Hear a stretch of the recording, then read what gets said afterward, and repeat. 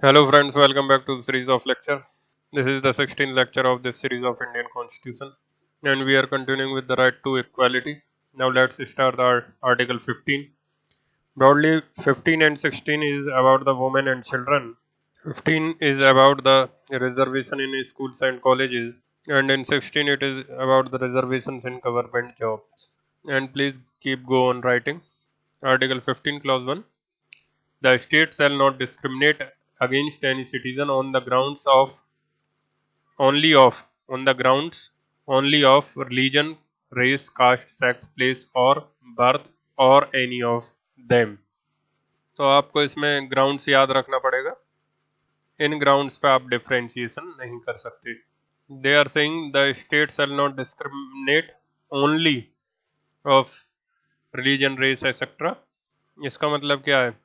सिर्फ आप रिलीजन के ग्राउंड पे नहीं कर सकते, सिर्फ सेक्स, रेस एक्सेट्रा के ग्राउंड पर नहीं कर सकते, मगर मान लो और कोई ग्राउंड है डिस्क्रिमिनेशन का जो यहाँ पर नहीं लिखा हुआ है and that discrimination is justifiable on other ground which is not mentioned here. जो अदर ग्राउंड है उस पर डिस्क्रिमिनेशन जस्टिफाइबल है और वो इधर मेंशन नहीं कर रखा है, तो means which is not mentioned here and incidentally it happens to a discrimination to a ground of religion also, but the ground actually on which you are discriminating is justifiable. अब इधर जैसे 4-5 ground लिखे हैं, religion, race, caste, sex, place of birth लिखा है, language नहीं लिखा है. अब for example say you are discriminating on the basis of language with respect to article 15 and that is not mentioned here, and on the basis of language the discrimination is justifiable. But when you discriminate on the ground of language, it is eventually found that some discrimination is happening because of the effect of that on the ground of religion. But you are not purposefully discriminating on the ground of religion, you are discriminating on the ground of language, then it will be justifiable. अगर आप directly religion, race, caste etcetera के ground पर discriminate करते हो then it is not justifiable. लेकिन आप अगर discrimination किसी ऐसे ग्राउंड पर करते हो जो जस्टिफाइबल है and incidentally it also amounts to a discrimination on any of these grounds, then since the main ground is justifiable, the discrimination will not be unconstitutional. That is why they are saying you cannot discriminate only of the ground of religion etc. लेकिन किसी और ground पर करना चाहो तो it is allowed because that ground is not mentioned here. It is a technical thing, it is not required for your exam, but then also write the various ground of non-discrimination. The various ground of non-discrimination are mentioned in Article 15 Clause 1.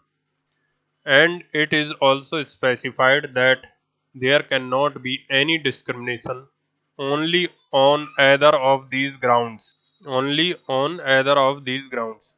Thus, if the discrimination is done on any such ground which is not specified in clause 1 and therefore the discrimination on such ground is justifiable, then that discrimination will not be unconstitutional, even though it may amount to a discrimination on either of the ground mentioned in Article 15 Clause 1.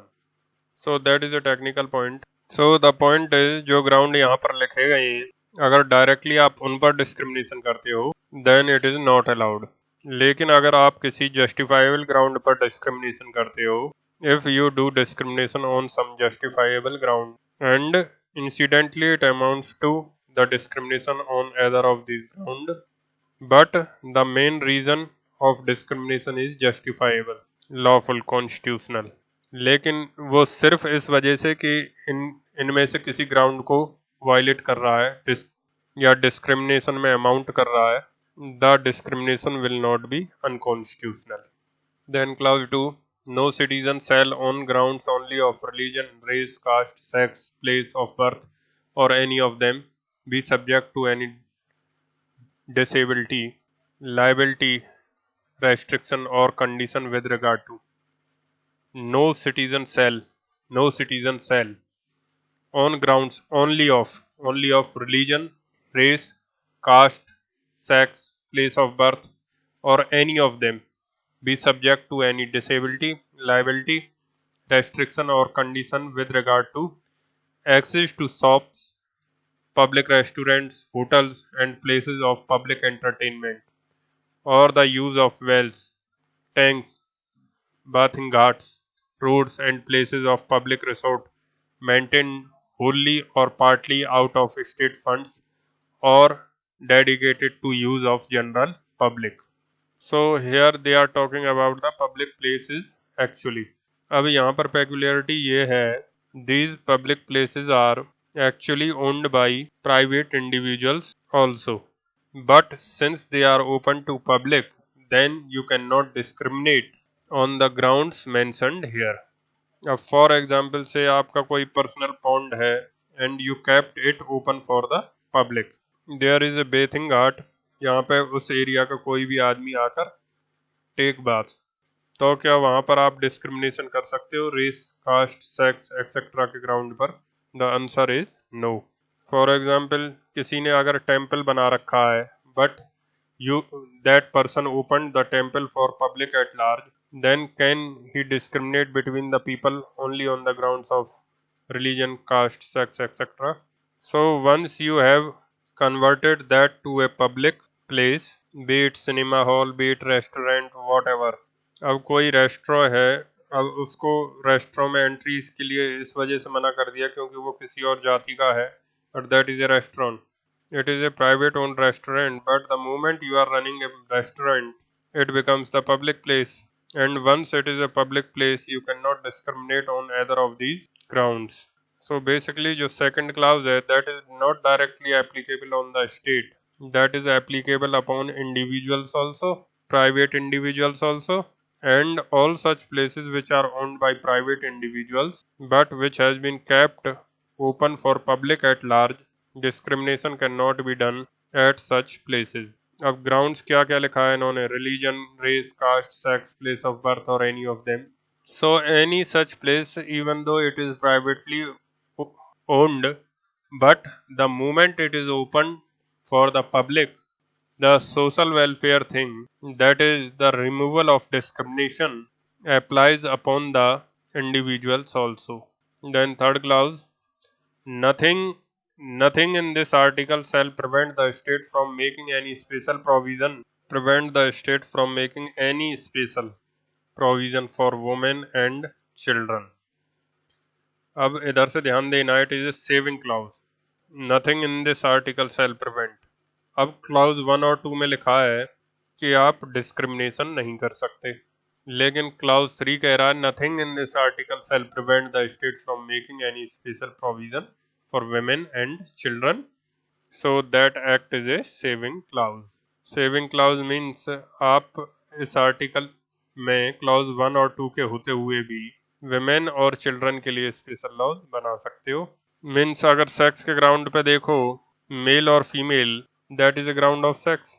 So sex के ground पे अगर आप discrimination करते हो और women के लिए special laws बनाते हो या स्पेशल बेनिफिट्स देते हो, then that will be allowed. And how will it be justified? By the clause 3. And where is justified? Where it is justified? Under Article 14, social justice. Women are the vulnerable class. Children are the vulnerable class. उनके लिए you can make special provisions. उनके लिए you can make special laws. For example, buses में ladies के लिए seat अलग होती है, मेट्रो में एक कंपार्टमेंट अलग होता है, लेडीज के लिए सीट भी रिजर्व होती है, टिकट काउंटर्स पर लेडीज लाइन अलग होती हैं. So that are the special privileges. So all these things get the cover of the constitution, get the protection of the constitution. So you can make special laws for the women and children because they are the vulnerable class, vulnerable sections. Now the fourth clause, nothing in this article or in clause 2 of article 29 shall prevent the state from making any special provision for the advancement of any socially or and educationally backward classes of citizens or for the scheduled caste and the scheduled tribes. So here they are talking about 3 groups. यहाँ पर भी saving clause है, nothing in this article. एक तरफ तो आप clause 1 और 2 में कह रहे हो कि डिस्क्रिमिनेशन नहीं कर सकते, 14 में भी आप कह रहे हो there has to be an equal treatment, and in clause 4 here you are declaring that nothing in clause 1 and 2 shall prevent the state for making any special provision for what? Socially plus educationally backward classes, and also for SCs and STs. So socially and educationally backward classes plus SCs and STs के लिए आप special provisions कर सकते हो, इनके लिए आप special provisions कर सकते हो despite the general prohibition against the discrimination. Again, the justification of this lies where? Social justice article 14. Article 14 क्या 15 में भी तो सोशल जस्टिस है. सो सोशल जस्टिस के पॉइंट ऑफ व्यू से क्लाउज 3 एंड क्लाउज 4 दिए गए. See the clause 4 again. Nothing in this article और इन क्लाउज 2 ऑफ आर्टिकल 29. अब आर्टिकल 29 याद करो. दे आर सेइंग दैट आप एजुकेशनल इंस्टीट्यूशन में एडमिशन में डिस्क्रिमिनेशन नहीं कर सकते. क्लॉज 2 कहता है आर्टिकल 29 का कि आप एजुकेशनल इंस्टीट्यूशन में sex, race, caste, religion etcetera के बेसिस पर डिस्क्रिमिनेशन नहीं कर सकते. एंड यहाँ पर it is a saving clause for article 29 clause 2. They are saying that कि आर्टिकल 29 2 में नॉन डिस्क्रिमिनेशन पॉलिसी होते हुए भी हम चाहें तो इन क्लासेस के लिए for these classes special provisions कर सकते हैं. Nothing in this article in clause 2 of article 29. Nothing in this article or in clause 2 of article 29 shall prevent the state from making any special provision for the advancement of any socially and educationally backward classes of citizens or for the scheduled caste and the scheduled tribes. मतलब SCs और STs इनका एक अलग category बनाया उन्होंने, और socially and educational backward classes का एक अलग कैटेगरी बनाया. इन तीन कैटेगरी के लोगों के लिए स्टेट स्पेशल प्रोविजन कर सकता है. अब किस बात का स्पेशल प्रोविजन करेगा ये नहीं बता रहे. They are simply saying that special provision can be made. ये कहीं नहीं लिख रहे हैं कि एजुकेशनल इंस्टीट्यूशन में होगा, कहाँ होगा. तो इस बारे में उन्होंने कहीं डिक्लेयर नहीं किया कि एजुकेशनल इंस्टीट्यूशन में होगा या फिर कहाँ होगा. The special provision for admissions in educational institutions, they are not writing, but the spirit of the article is when they are saying educationally backward, so incidentally it falls upon education institutions. जब भी आपका admissions होगा schools या colleges में, and if you belong to educationally and socially backward classes or to the SCs and STs, you may be granted reservation by the state, and certain percentage of the seats to these classes may be get reserved. So that is the policy of article 15 clause 4 or rationale of the article 15 clause 4. Now what do we mean by the socially and educationally backward classes? देखो SCs और STs ये तो minority commission identify कर सकता है who is an SC and who is a ST. Now what is meant by socially and educationally backward classes? Because they are not saying only socially backward classes, they are saying socially and educationally backward classes. मतलब socially भी backward हो और साथ में educationally भी backward हो, तब आपको इस क्लाउज में बेनिफिट मिलेगा. अब जब socially and educationally backward classes के लिए पॉलिसी डिक्लेयर कर दिया है, तो फिर आपको socially and educationally backward classes को आइडेंटिफाई भी तो करना पड़ेगा. अब how will you identify them? Socially and educationally backward classes को जब हमको आइडेंटिफाई करना था, तो हमको पूरे हिंदुस्तान के पॉपुलेशन में देखना था कि कौन socially and educationally backward classes हैं. अब they are saying backward classes means what? We have to identify as to who are the backward classes. अब एक क्लास का मतलब क्या? There has to be a group which has to be identified. There may be thousands of such groups who are backward.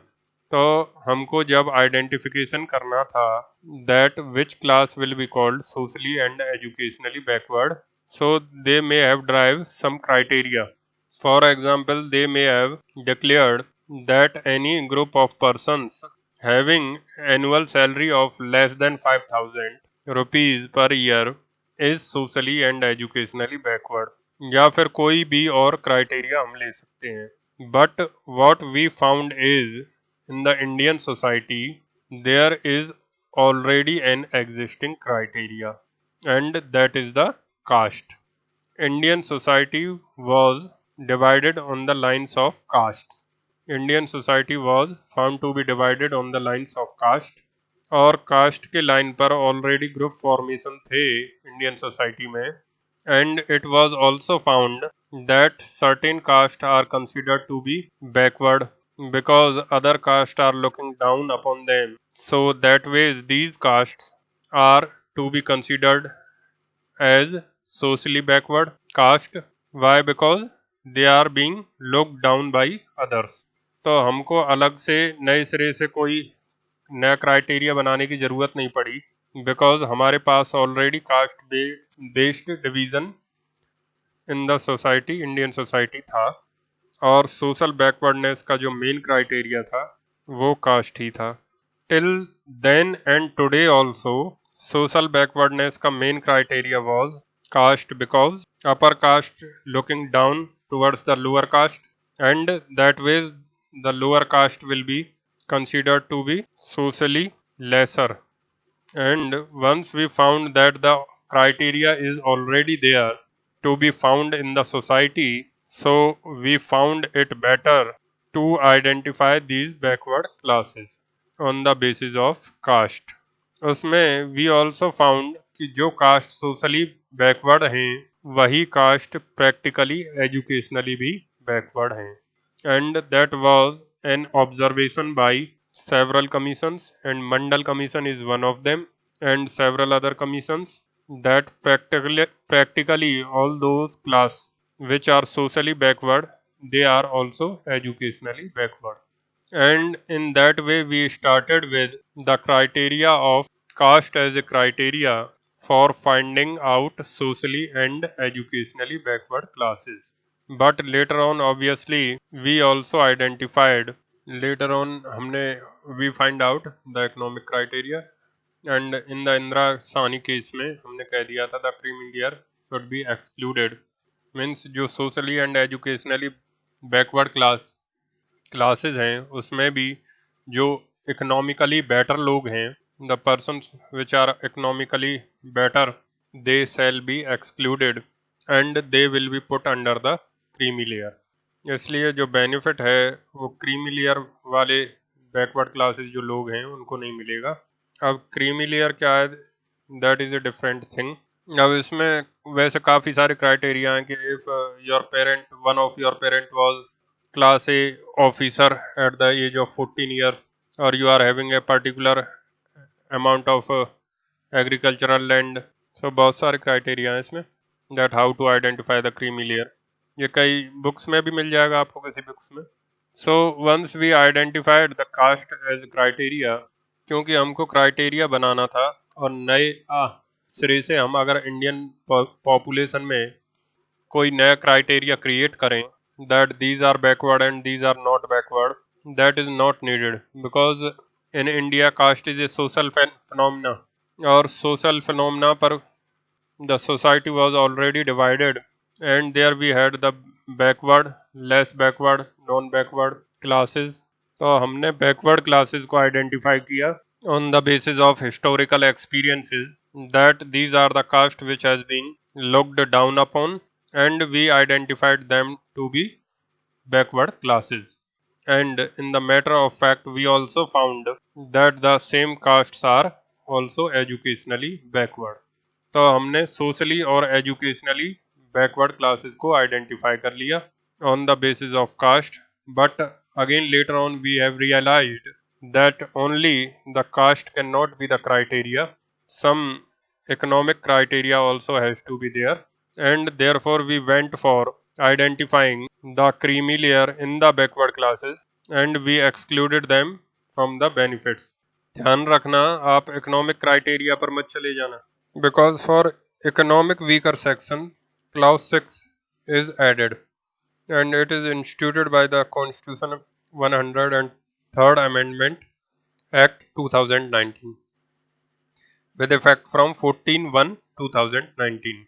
So clause 6 has been added for special provision advancement of any economical weaker sections of citizens other than the classes mentioned in clause 4 and 5.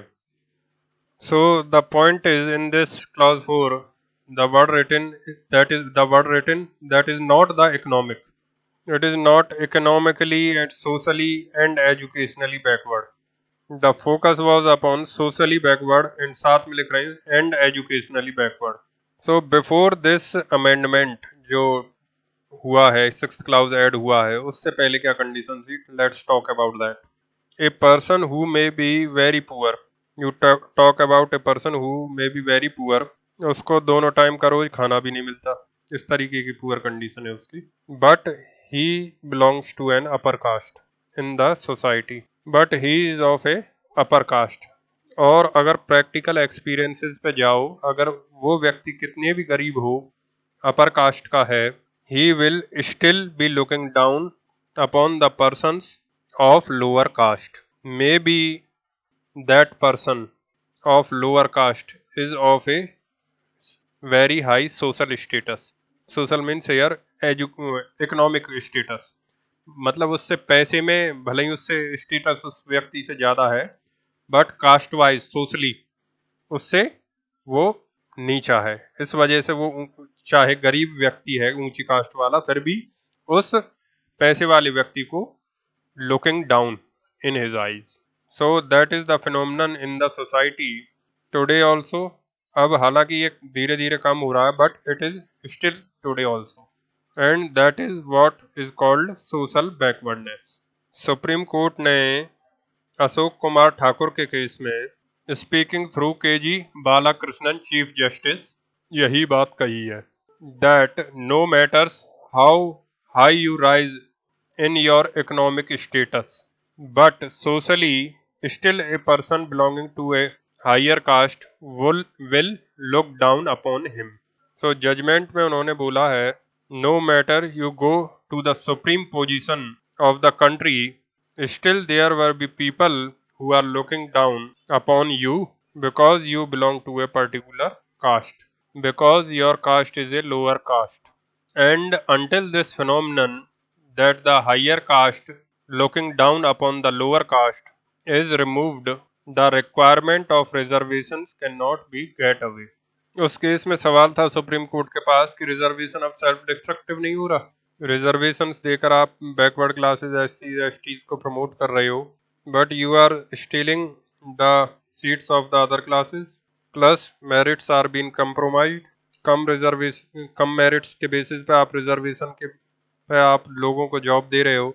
Is it not then the overall efficiency in administration being affected? And in fact that is true also. For example, अगर कोई एक less efficient person है जिसकी qualification कम है, और क्योंकि वो reserve category का है और आप उसको अपॉइंट कर दो, then is it not the compromise upon the merits in the efficiency in the administration? You talk about the doctor and engineer. एक व्यक्ति जो ज्यादा क्वालिफाइड है, ज्यादा स्किल्ड है, वो अगर पुल बनाएगा the पुल may be more stable, and a person who is less qualified but because of the reservation he is there, obviously he is getting lesser qualification.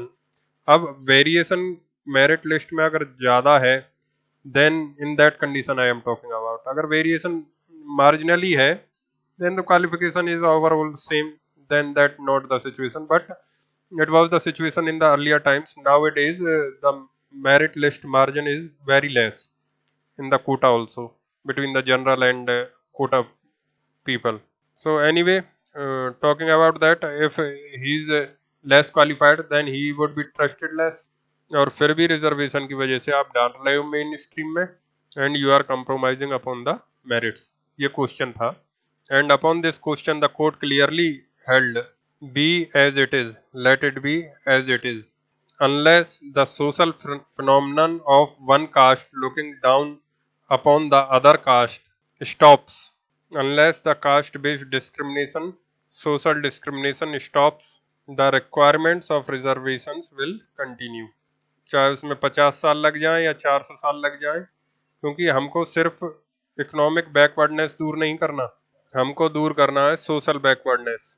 क्योंकि सोशल जस्टिस सिर्फ इकोनॉमिक बैकवर्डनेस दूर करने से नहीं होता, वो तो poverty elimination programmes. Suppose economically हमारा कंट्री बहुत डेवलप हो गया, overall GDP rate increases in our country, सबके पास सरप्लस अमाउंट ऑफ मनी है for their day to day life needs and luxury needs, but still the people living in India, one is belonging to upper caste and one is of lower caste, and they are working together or living in the society, तो हायर कास्ट वाला उसको तब भी lockdown तरीके से देखेगा। Now there are changes in the society, but it is still needed to be changed more. So जब तक ये ऐसा होता रहेगा, सुप्रीम कोर्ट ने कहा है कि जब तक ऐसा होता रहेगा तब तक doctrine of reservation will not lose its worth. उसी वजह से अशोक कुमार ठाकुर केस में सुप्रीम कोर्ट ने बोला है, as long as you do not educate people, as long as on the mass scale train people, and as long as you do not train them that this discrimination on the basis of caste is a bad thing and they should not do that, इसकी training जब तक लोगों को नहीं दोगे तब तक ये फिनोमिनन चलता रहेगा। और ये फिनोमिनन हटाने के लिए आपको education is the fundamental right now, right to education. Supreme Court ने लिखा है in that case that the right to education is the most fundamental of all fundamental rights. जब तक आप एजुकेशन को प्रमोट नहीं करोगे, unless you train the children from childhood, unless you change the perception of coming generation, this phenomena will not stop. And as long as this phenomena will not stop, why should the concept of reservation should stop? And it is as simple as that, because who gives you right to look down upon others? Society को ये right किसने दिया जो ऊंची जात के कि नीची जात वालों को उस तरीके से देखा जाए कि हम ऊंचे हैं ये नीचे हैं। जब तक ये भावना उनमें नहीं आएगी कि सब बराबर हैं, we are all are equals, तब तक रिजर्वेशन क्राइटेरिया चलता रहेगा। So it is all man made के मैं पर्टिकुलर कास्ट से बिलोंग करता हूँ, आई एम सुपीरियर, वो पर्टिकुलर कास्ट से बिलोंग करता है and lower of lower caste. So it is all man made, and now you are talking about the constitution, you are talking about the social justice, you are talking about the equality, and these persons, these groups have made to suffer for a historical part of time, and now you are giving reservations to them and making able to come into the mainstream। अब एक point of view से इसको देखें कि उनकी merits कम जाती है और विदाउट मेरिट्स उनका नंबर आ जाता है and they would be in of the higher position, तो वो गलत है। लेकिन अगर कोई कहे कि रिजर्वेशन खत्म कर दो मात्र इस वजह से, जब तक आप दूसरों को नीचा देखना बंद नहीं करोगे तब तक रिजर्वेशन चलता रहेगा। हाँ, कुछ रेस्ट्रिक्शंस उसमें कई जगह लगाया भी है, we will discuss it later on, for particular purposes like in MD, by looking at the public at large and their health benefits, but क्योंकि इनको नीचा देखा जाता था और उनको नीचा देखने के चक्कर में ये मेन स्ट्रीम में नहीं आ पाए इन द पास्ट, और ये सैकड़ों सालों से दबे हुए रहे और मेन स्ट्रीम में नहीं आ पाए, क्योंकि ना तो इनको अच्छे स्कूलों में पढ़ने का मौका मिला, ना मेन स्ट्रीम में आने का मौका मिला, और मेन स्ट्रीम में वो कुछ कर नहीं पाए, और सोसाइटल फिनोमेना के थ्रू आपने उनको किसी और कामों में उलझा कर रखा, and therefore they remained educationally backward, mentally suppressed, physically suppressed, materially suppressed, and now through reservation you are making them to rise up and come into the mainstream, so that is a compulsive kind of rise कि reservation के through आप साथ में बैठा रहे हो सबको। लेकिन अभी भी आप अगर नीचा देखना बंद नहीं करोगे, then means what? The mental suppression is still there. Materially तो चलो they are getting strong, but mental suppression is still there. And as long as that happens, the doctrine of reservations will not go away. So that is one aspect. अब now suppose I belong to a backward class, or suppose I belong to a scheduled caste, और मुझे reservation का benefit है। मुझे मतलब individual, I am talking about an individual. अब मुझे भी ये रियलाइज हो जाए कि मुझे भी मेहनत कर कर इनके साथ compete करना है एंड रिजर्वेशन के थ्रू नहीं बल्कि मेरिट्स के थ्रू मुझे जॉब लेना है। अब मुझे मेरी तरह के लोगों को ये रियलाइजेशन शुरू हो जाए जितने भी उस क्लास को बिलोंग करते हैं, then in that case you will see the psychological we are changing. अब ऑन द अदर हैंड उसी तरीके से जो अपर कास्ट हैं उनको ये रियलाइजेशन हो जाए इनको हमने दबा के रखा है, इनको रिजर्वेशन मिलना चाहिए और अगर हमको रिजर्वेशन खत्म करना है तो हमें इनकी तरफ नीचा देखना बंद करना होगा। अगर उनको वो रियलाइजेशन हो जाए तो ग्रेजुअली दोनों तरफ से चेंजेस होंगे।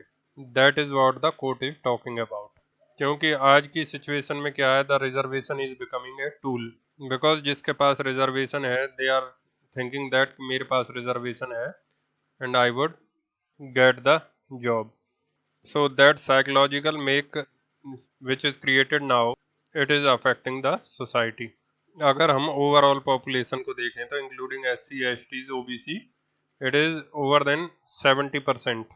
अब 70%, अब रिजर्वेशन कम है 50% से, बट अगर 70% पॉपुलेशन इज थिंकिंग कि हमको ज़्यादा मेहनत करके क्या करना, हमको तो नौकरी वैसे ही मिल जाएगी रिजर्वेशन के through, means what, that psychological make of India means 70% of population starts thinking in that ways, तो इंडिया का प्रोग्रेस कैसे होगा? Only the 30% of population is working hard to compete, that there is a competition, that they will come from the reservations and we have to compete it in the limited number of seats, so they will work harder। सो उनका अगर ये मानना हो तो वो उनका merit बढ़ सकता है अगर, बट 70% अगर इस फीलिंग से काम करें कि हमको तो रिजर्वेशन है ही है, तो फिर तो कंट्री का प्रोग्रेस गया। And therefore it is inevitable that today और tomorrow we have to change that process and we also make them to compete equally so that the skills of 70% people rises and they have to make the other majority matlab developed people population, developed population also realized that the historical suppression you have been doing, psychological or material, you do not have the right to do that, and if you want the process of reservation to stop then you will also have to compromise। अब इसमें भी 30% में जो amendment हुआ economically weaker sections के लिए, तो उसमें से तो अब जो इकोनॉमिकल वीकर सेक्शन नहीं है तो मुश्किल से 10% या 8% ही रह गए, तो अब तो रिजर्वेशन बढ़कर 70 ये से 90 के करीब हो गया।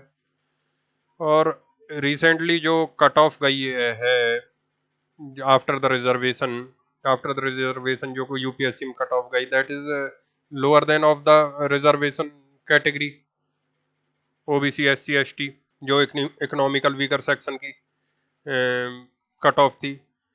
For that person also moved to Supreme Court because as per the Supreme Court guidelines in no situation the cutoff of the general category should go lesser than of the reserve category.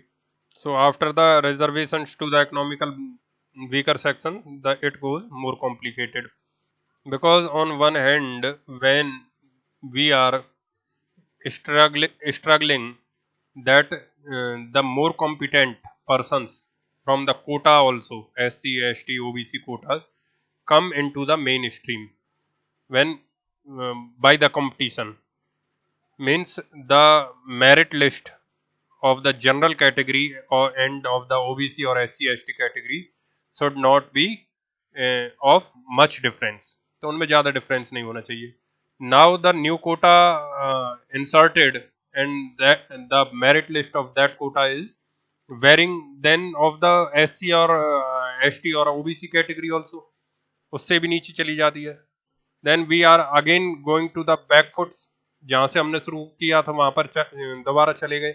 Because earlier आप अगर शुरुआत में जाकर देखो जब कोटा मिलना चालू हुआ था तो there was much variations in the merit list of the quota and the general student.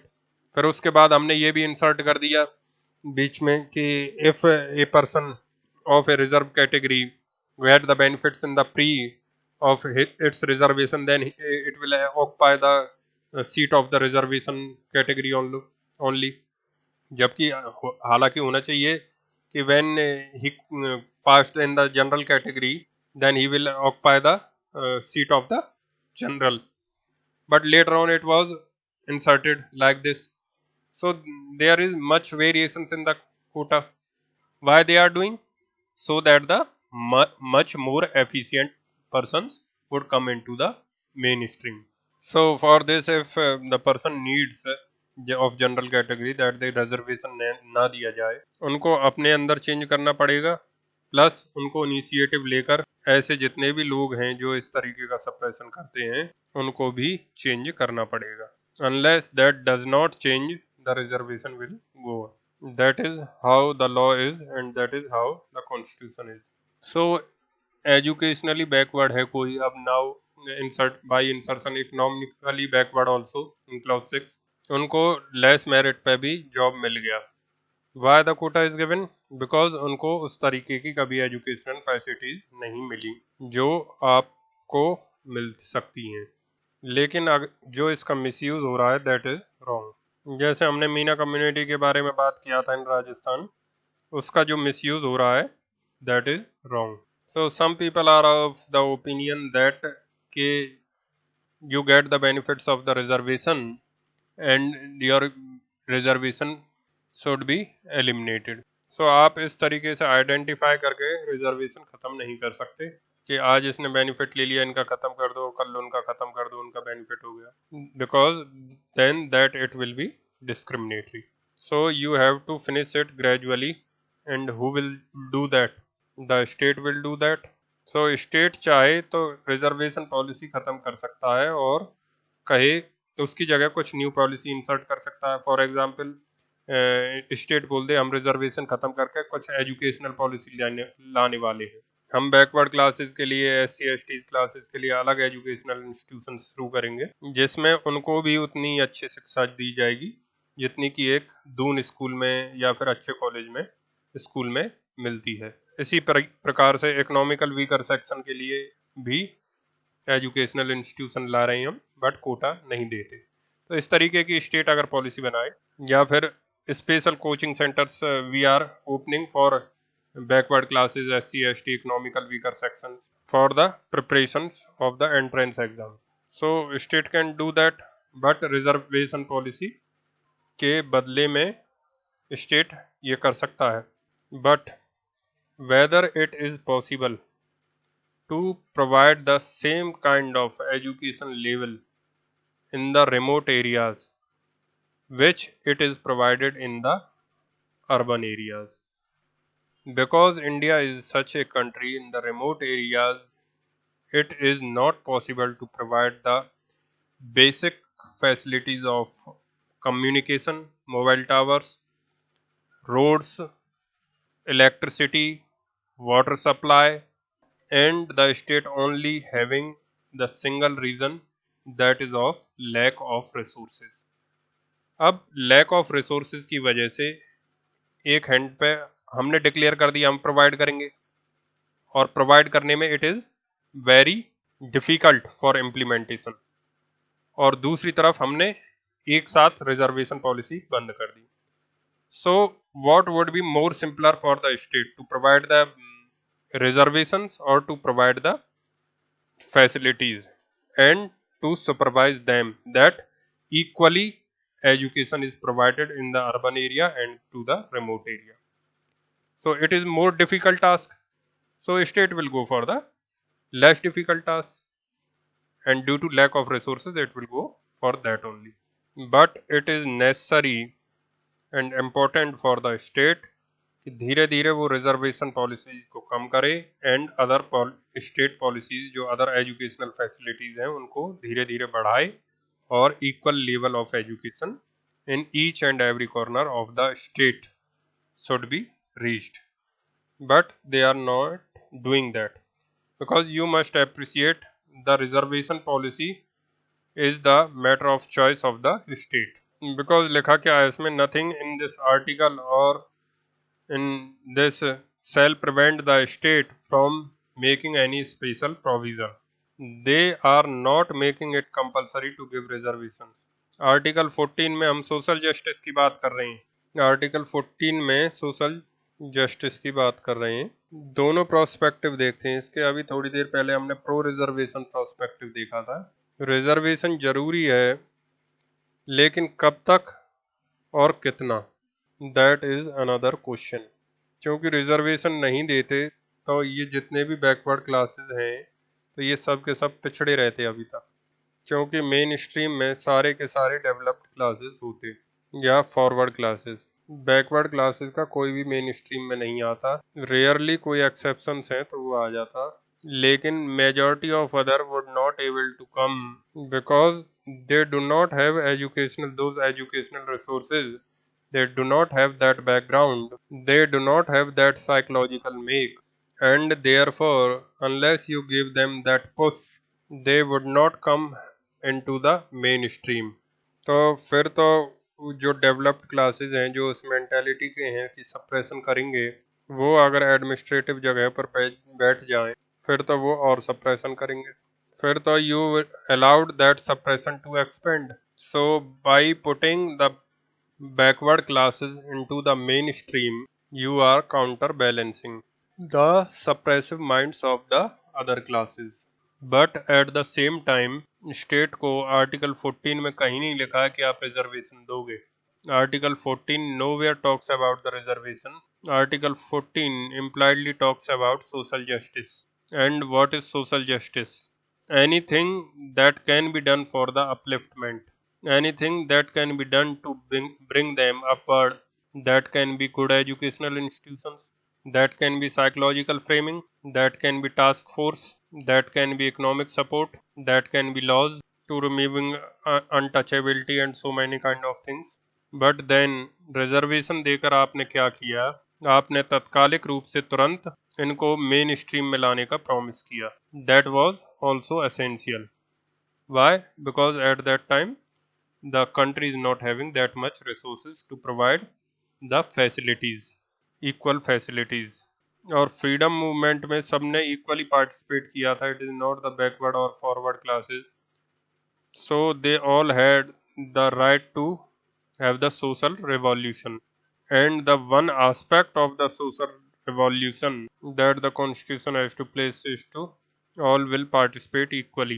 और अब आपने उसको persuasive mechanism पे छोड़ दिया होता और equal participation के लिए लॉन्ग प्रोसेस लिया होता, तो आज तक अगर आपने रिजर्वेशन पॉलिसी नहीं लगाया होता तो वो जो डिवाइड है वो और बढ़ जाता, because you need to have the immediate steps.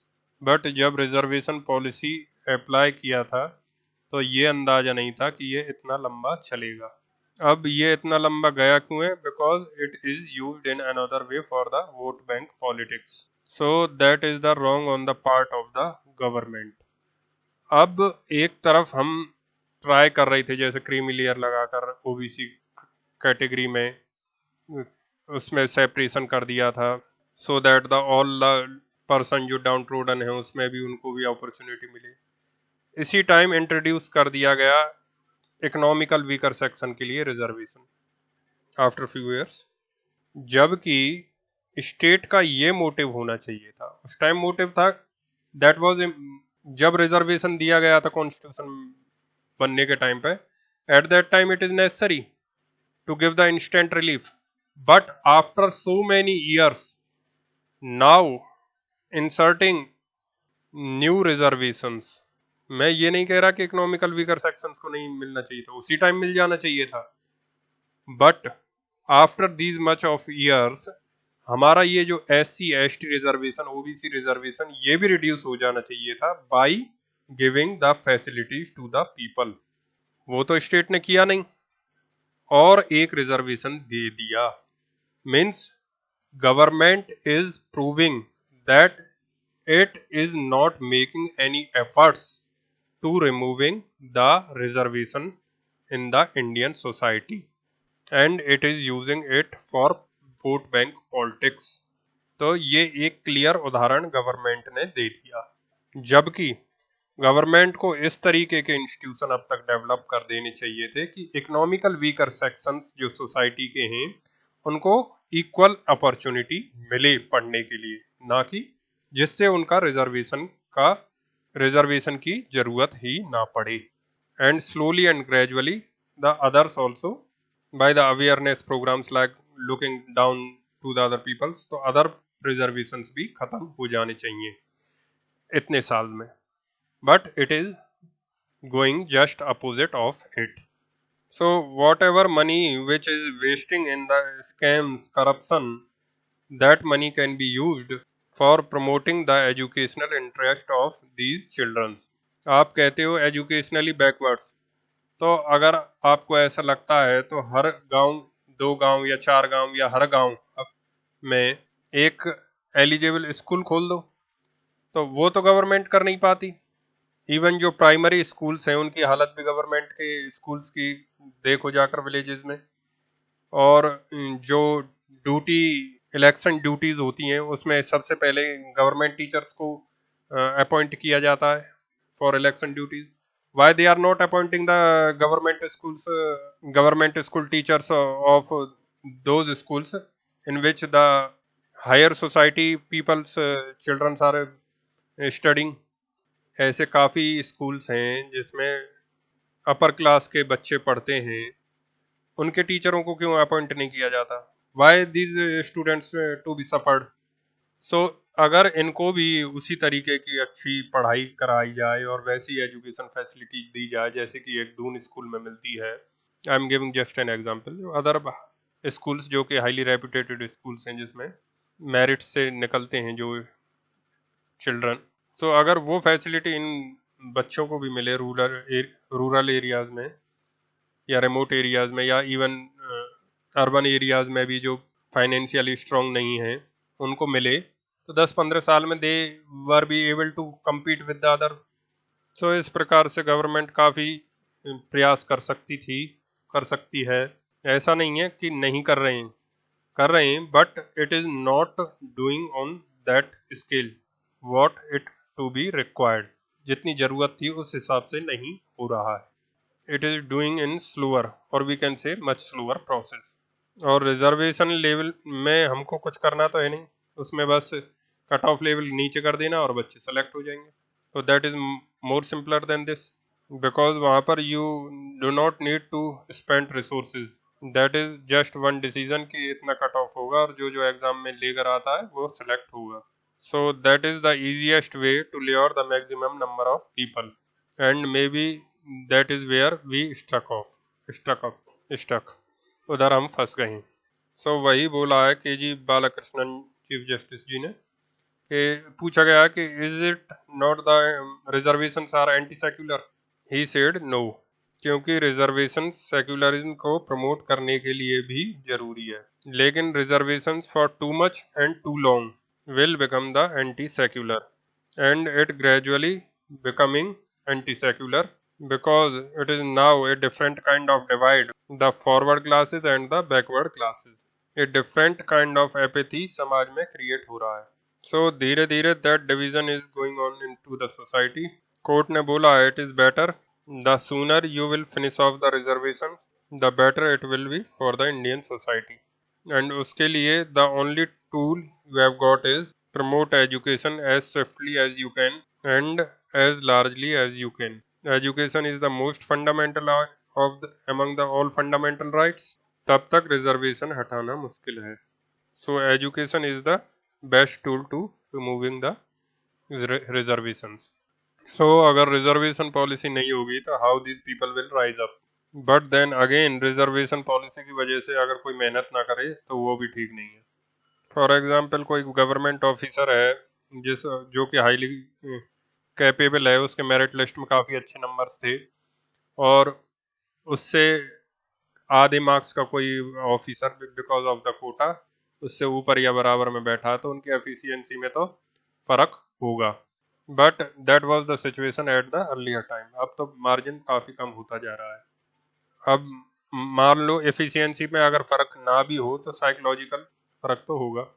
Indira Sahni judgement में ये सवाल पूछा गया था that it Is it not the compromise on the efficiency of the merits of the administration? And the court clearly held yes it is.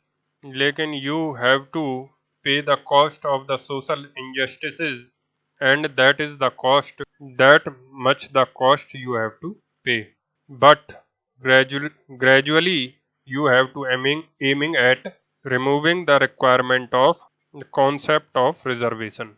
और वो दोनों तरफ से होगा। ये रिजर्व कैटेगरी वाले कोशिश करें मेरिट लिस्ट में नाम लाकर या हाई मेरिट लिस्ट लाकर, और जो जनरल कैटेगरी वाले हैं वो look down to these peoples, stop looking down these peoples, उनको नीचा देखना बंद करना पड़ेगा। Means the overall thing is that कि जो हमारे यहाँ ग्रुप्स आइडेंटिफाइड थे that is on the basis of caste, और जो ग्रुप्स सोशली बैकवर्ड थे उन्हीं को हमने एजुकेशनली बैकवर्ड माना, और एस सी एस टीज को हमने अलग आइडेंटिफाई कर दिया और इनके लिए अलग बेनिफिट शुरू कर दिया in the matters of admissions in schools and colleges also. अब हम एक व्यू और देखते हैं। अगर इनएफिशिएंसी की बात करें बिकॉज ऑफ द कोटा, तो there are who not qualified into the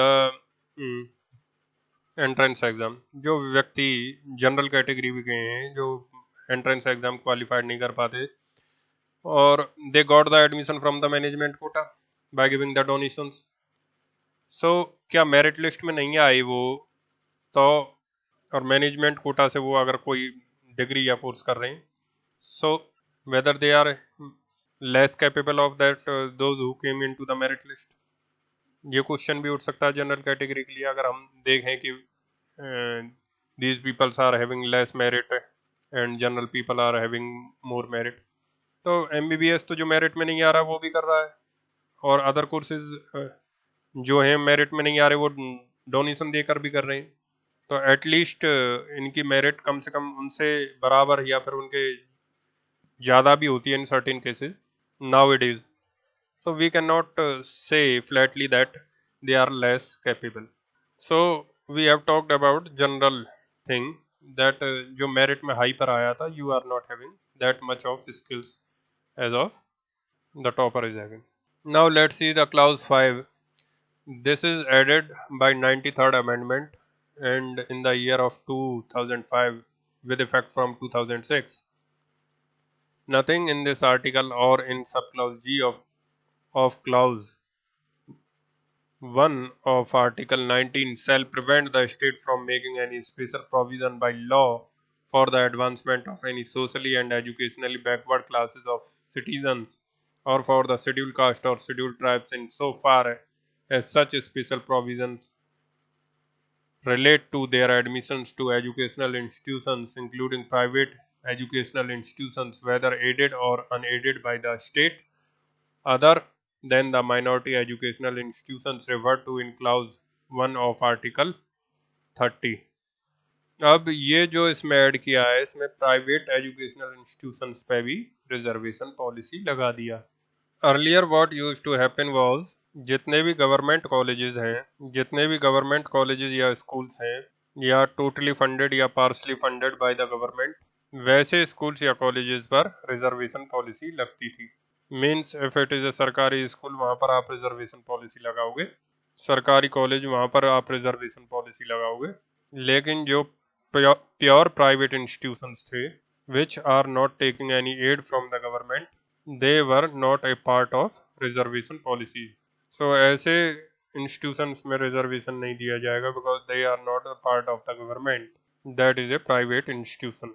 अब now what they have done is कि private institutions also, pure private institutions also are now subject to the reservation policy.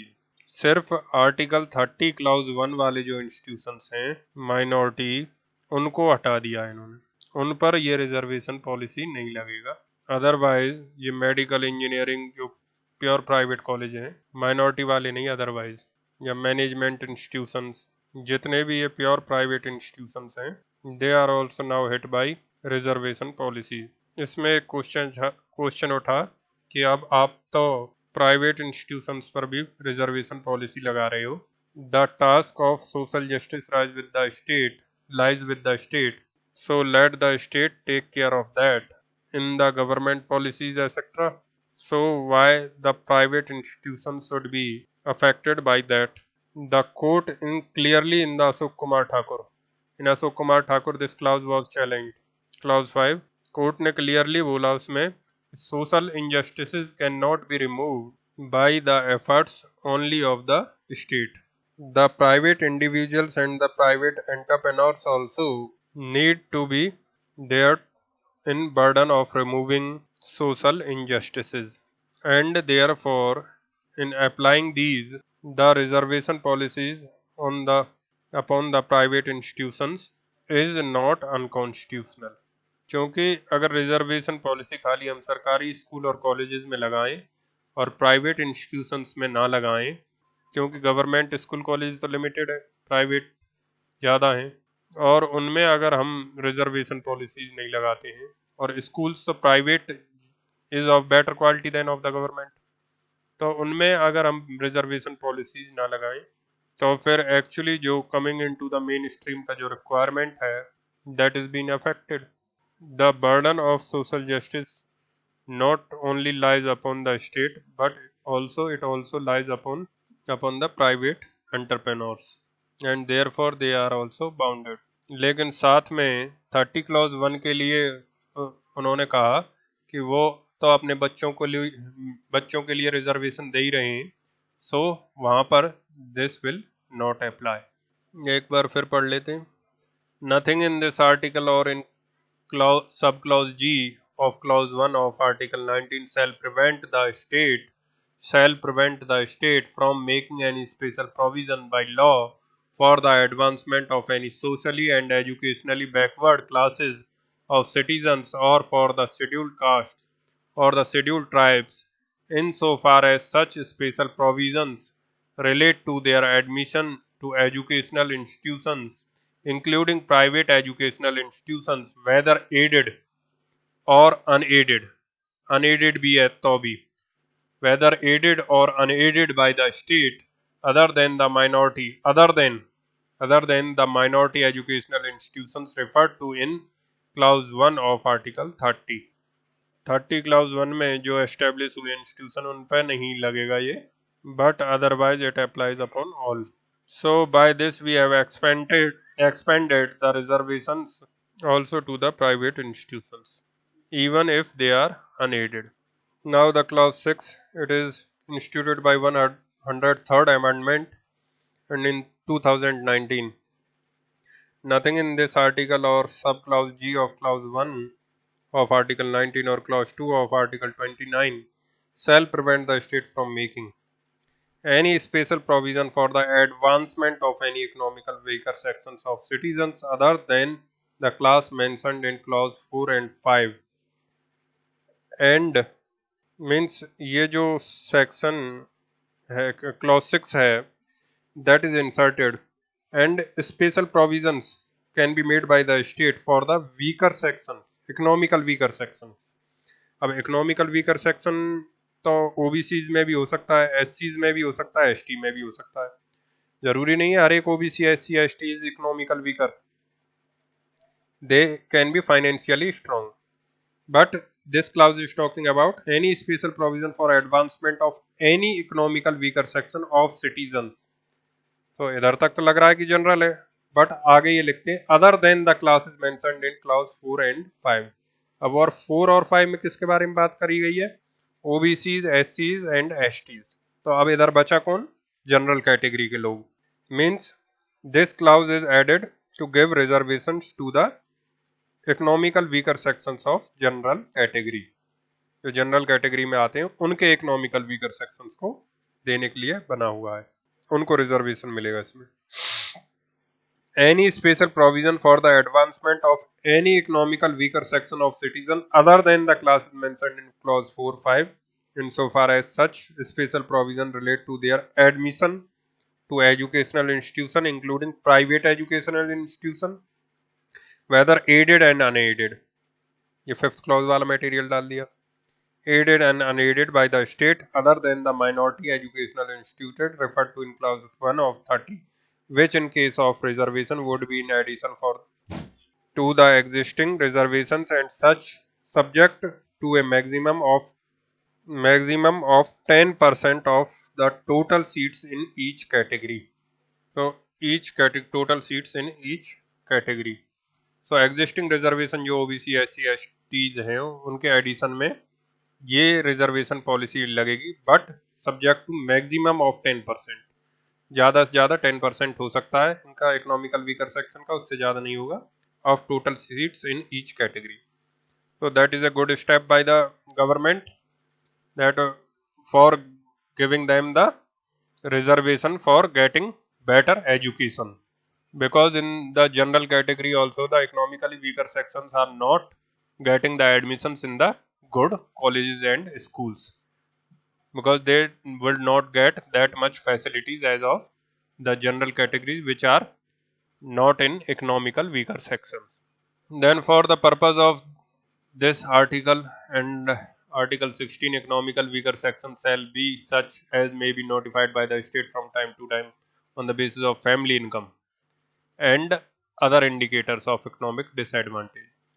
So वो state decide करेगी क्या parameters रहेंगे that a person will fall into economical weaker section or not. So this reservation policy is inserted by the state. This also shows the failure of the state for opening the good educational institutions or schools or colleges that would be sufficient for each and every student of the country to get the education.